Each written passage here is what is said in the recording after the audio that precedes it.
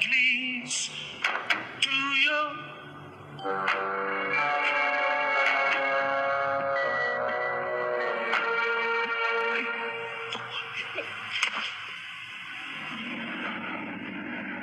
Bekto!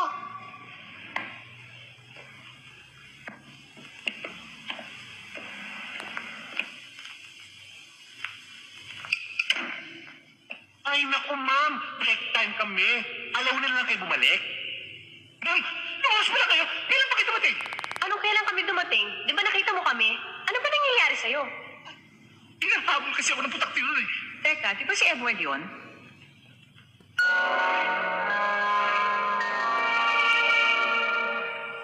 Bekto, anong Ma'am, napapakulot. nagpapakulot? Oh, shh. Natutulog eh. Ma'am, napuyat ka kami. Edward? Edward? Ma'am, mabuti pa huwag natin gisingin. Pagod na pagod yan. Nag-overtime yung kagabi. Ang daming trabaho niyan eh. Ganun ba? Kawawa naman si Edward. Ma'am, mabuti pa. Total oras na eh. Kumain muna tayo. Para balik natin, gising na si Sir Edward.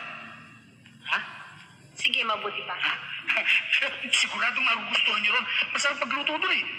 Doon nga kami madalas kumain ni Sir Edward. Edward? Honey? Honey, anong ginagawa mo dyan? Honey? Honey? Honey? Honey?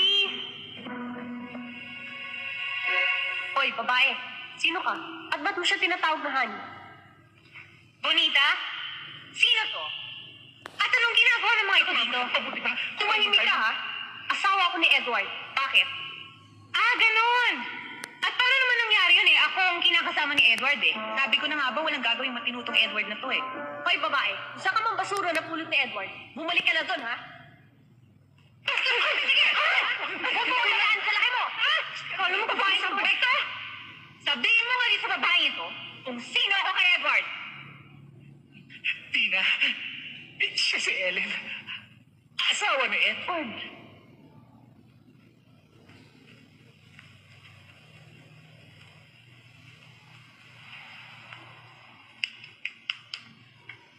Hay! Talaga, Edward!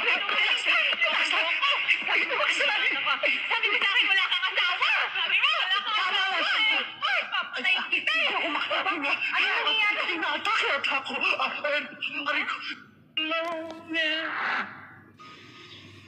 Hindi na katulad dati.